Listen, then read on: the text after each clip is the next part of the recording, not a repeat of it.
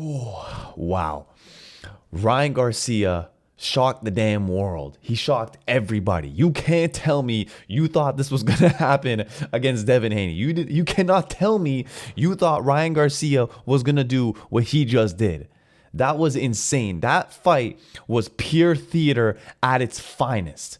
Leading up to the fight itself, the roller coaster of up and downs, and then of course, what's happening already after the fight and what's gonna happen continuing on moving forward with Ryan Garcia and the boxing world since this fight happened. Before I get into the fight, just looking at before the fight, leading up to this fight, there were so many questions about Ryan. And was he even gonna make this fight? Should he even be fighting? Obviously, looking at that fight now, you're like, how can you even say that? But granted, the stuff that was happening, it wasn't really unfair to kind of question what was going on, because for me personally, I was confused as hell. What he was saying, what he was talking about, what he was showing to the world. I'm like, is he preparing for this fight? Is he just trolling us? Is he actually struggling through something? It was honestly just genuinely confusing. I didn't know what to make of any of it, which is why I couldn't really say anything. I was like, I don't really know what's going on here. These were kind of fair questions. Like, what is going on? We don't know. And he even said, he's like, y'all don't know? I'm like, we don't know. All we see is what you show us, and what you're showing us is kind of wild. So we don't know what's gonna happen. It's not really Ryan Garcia-esque. If we think about Ryan Garcia, in his build-up and his promotion, he's very polished, right? So this was kind of the exact opposite. He was talking about everything from girls to very serious stuff. So there were two kind of things. Why are you talking about this? Especially leading up to your fight, and what's this change up between the past and now, right? Which obviously caused confusion and obviously made people not really take you seriously in the serious things you said, because you're also, on the other hand, talking about some silly stuff at the same time.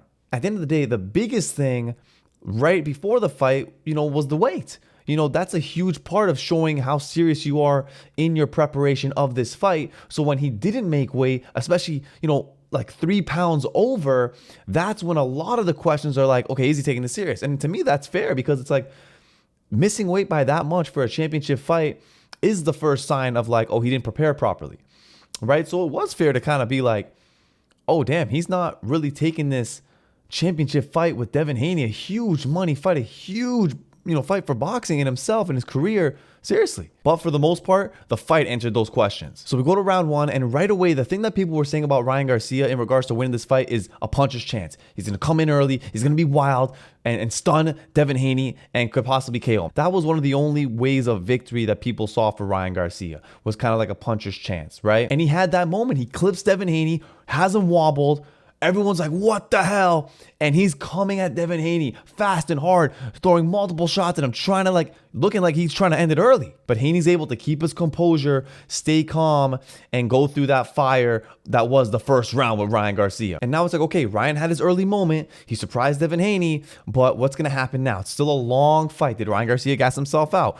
Is this all, he's going to have for the rest of this fight? Then we go to the second round onwards, and Haney pretty quickly gets his composure back, gets his momentum going, and he puts the pressure on Ryan Garcia. He's making him move back, because Ryan Garcia is clearly a little bit more tired now. He's not able to throw as much. Garcia landed some good shots here and there, but overall, as this fight's progressing, Haney's starting to pull away. Haney's doing a good job walking him down and feinting, picking his shots to the body, jabbing to the face. Then we get to round 7, and that's when everything changes. Ryan drops Haney for the first time, and Haney looks badly hurt. And I'm stunned. I'm like, oh my God, is he gonna finish this fight here? And he was trying, and he came close, and Devin was literally holding on for dear life. And this is where the frustration came with the fans and the whole thing with the referee, because Haney's legs are gone at this point. He is hugging Ryan's hip, and the ref, even after he says stop and trying to pull them away, he is having to rip Haney off of Ryan, because he is just trying to stick to him like glue. And a lot of people were frustrated at the ref, because they're saying you got to count at least one of these a knockdown. Ryan is continuing to hit him, and he is just basically falling onto his hip, holding on, then going down to his knees.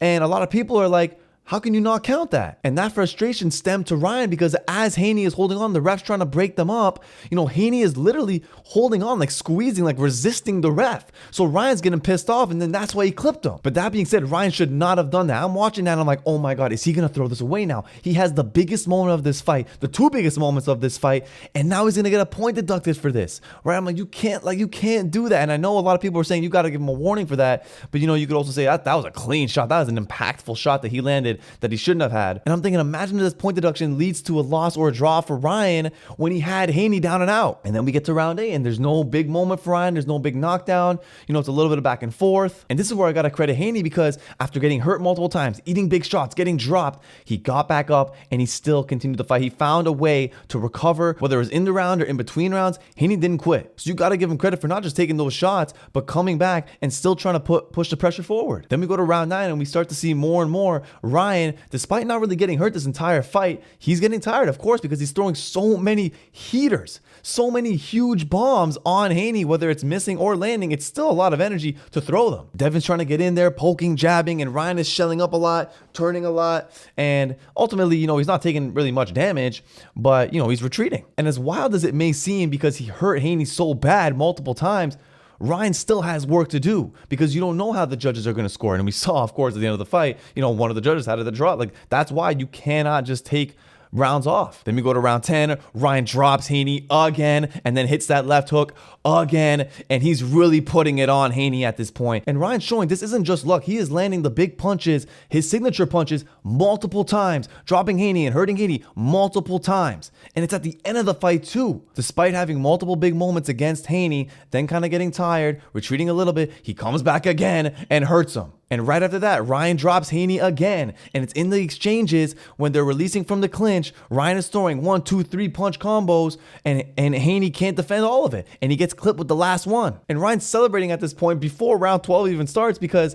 in his mind, he's like, this is my night. And a big moment was before round 12, his coach saying, don't be stupid, don't be silly, stay composed, do what you do, and you got this fight. And for the most part, he did stay composed, but that last 30 seconds, he wanted to cap it off with him showing off, him taunting Devin Haney, because he knew what he just did. It was crazy. It was madness. It was theater. It was a roller coaster. It was fantastic entertainment on every level. And as big of a star Ryan already is, to win this fight on this stage and to win it the way he did, it's a legacy moment, and it just shows you why we watch these big fights, what makes these big fights special. To witness that live, you're just like up and down, like your heart's pounding, like what the hell's going on? He's gonna finish it. Oh my God, now he's gonna lose again. Oh my God, now he's gonna finish it. Oh no, the ref's doing this. And it's just like there's so much drama and stakes, and it's just, it was beautiful theater. I say beautiful theater. The biggest differentiating factor was the power of Ryan Garcia. He got to a point fairly quickly where he didn't care or worry about what Haney was throwing at him. Haney landed some good shots, but Ryan literally shook it off, said, I don't care, pounded his gloves like he was down for a scrap. He didn't care to get into a scrap with Devin Haney. He wasn't afraid of getting hurt, and he really didn't get hurt during this fight. And that allowed Garcia to put himself in dangerous positions and fight freely there. Then we get to the post-fight, and Garcia sheds a lot of light about himself personally and a lot of the questions people had. So for the most part, it seems like a lot of the antics was trolling. But then on the flip side, he did admit, he was like, look, I've been going through a lot. I've been struggling. And the way I've been dealing with that is drinking almost every day. Like he had literally admitted that he was drinking every day leading up to this fight. But that being said, on the flip side, he still said that he did the 8-week training camp, and him and his team said he was all in and that he put 100% into that. It was just more so afterwards, and the outside stuff was, him drinking and kind of coping with the stuff that he was going through. So the truth was really a mix of both. It was, yes, he was trolling, but he was also struggling at the same time too. And then we get to the weigh, and he says, I cannot make 140. It's impossible for me to make 140. But then at the same time, he just said he was drinking almost every day and also partying and doing certain things. So it's like, what if you weren't doing that? Maybe you could have made 140 and not feel like you're dying. But at the end of the day, he said, I'm not doing 140 again. And it's interesting because that kind of takes away a rematch with Haney. Because if you want that belt, you got to fight Haney again. And Haney is not just going to fight you at a catch weight if he's still holding the belt.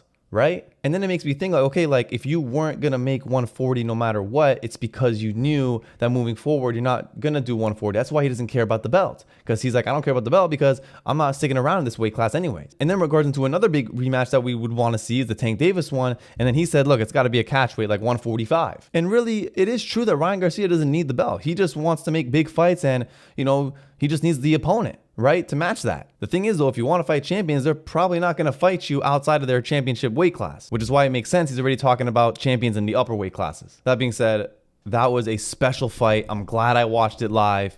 And man, Ryan Garcia just put himself on another level of stardom and another level in the boxing world that a lot of us, including myself, did not expect. Like I thought that there would be a possibility of Ryan Garcia, possibly knocking out, Devin Haney.